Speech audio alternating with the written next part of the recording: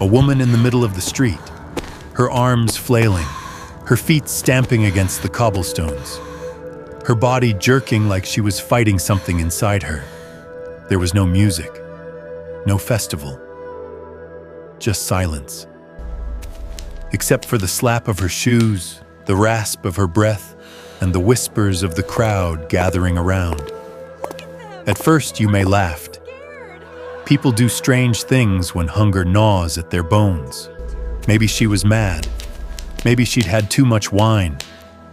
But by the second night, she was still moving. By the third night, her feet bled. The stone beneath her was smeared red. Her eyes looked hollow, like she wasn't inside her own body anymore. And then something terrifying happened. The next morning, a man joined her, then another, and another. By the end of the week, dozens. Within a month, 400. The city was alive with motion. Hundreds of people, neighbors, friends, strangers, trapped in an endless, frenzied dance. Their screams echoed down alleys. Their shadows flickered in torchlight. They danced until their hearts burst, until their lungs gave out, until they died.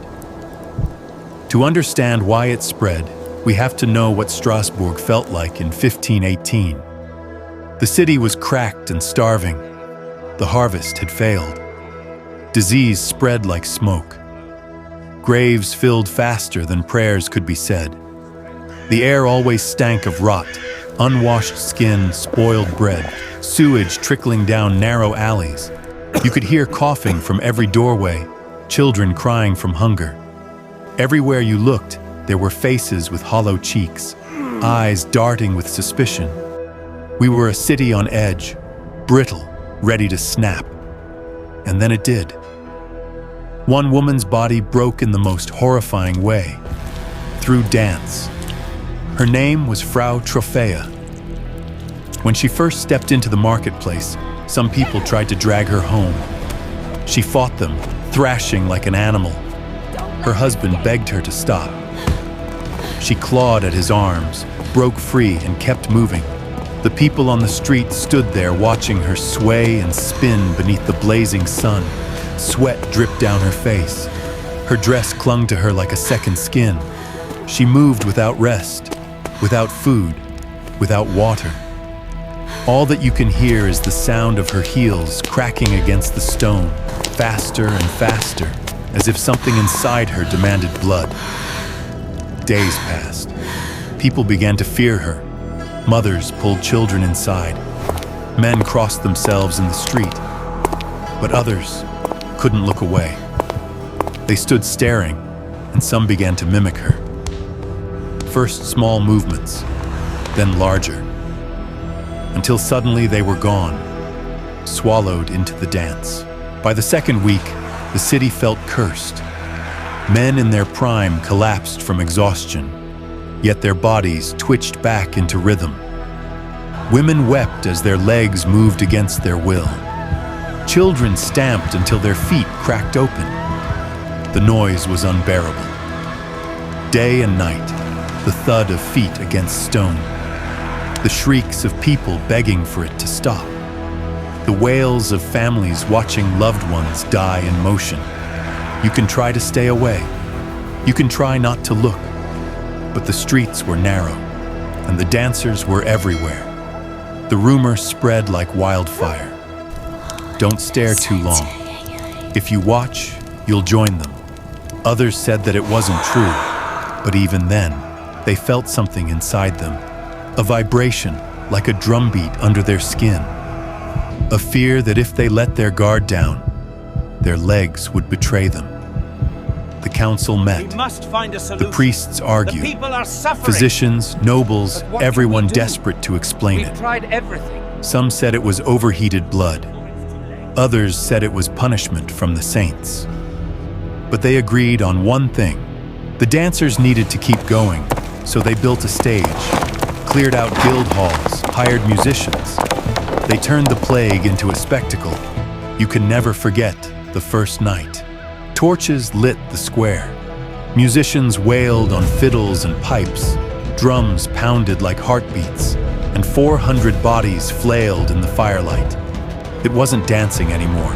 It was agony. People screamed as their bones cracked, faces contorted, feet split open, leaving bloody streaks across the square. 15 people died in a single day, some from heart attacks, some from strokes, others from sheer exhaustion. And still, the music played, because the city believed it was the cure. You can hear the rumors. The bread is cursed. They said the rye harvest had grown damp, covered in a fungus, ergot, that poisoned their bodies.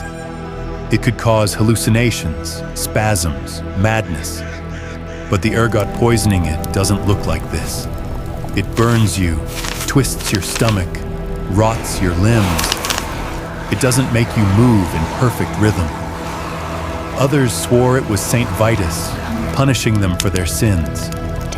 Some said they saw his shadow in the flames, guiding the dancers like a cruel puppeteer. But the darkest whispers were the ones that spread in silence, in hushed voices after sundown. That it wasn't bread, or saints, or demons. It was only their minds. That the fear, the hunger, the despair had cracked something deep inside. And once one person broke, they all began to follow. Like laughter, like yawning, contagious, but deadly.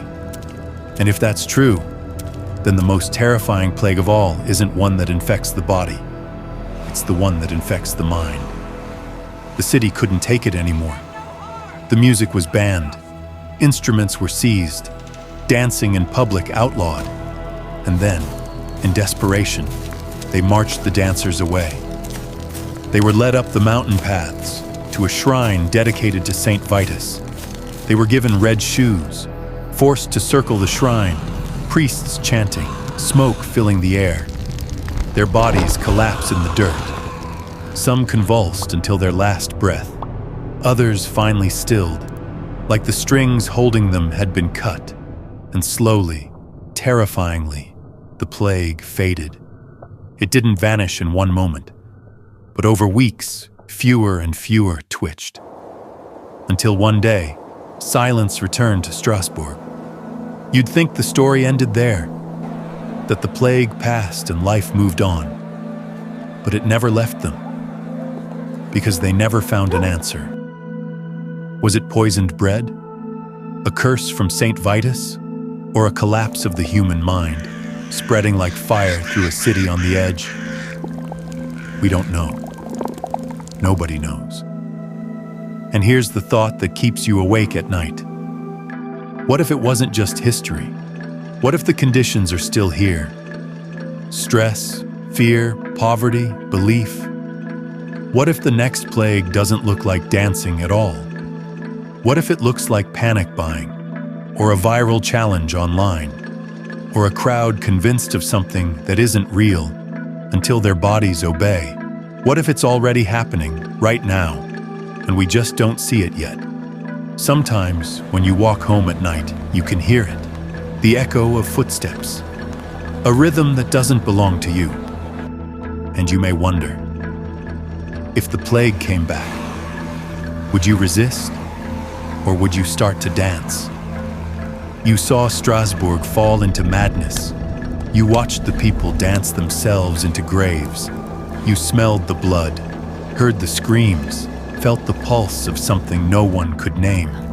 And if you think the dancing plague is gone, think again. It's not dead. It's waiting. If you were there, would you have danced?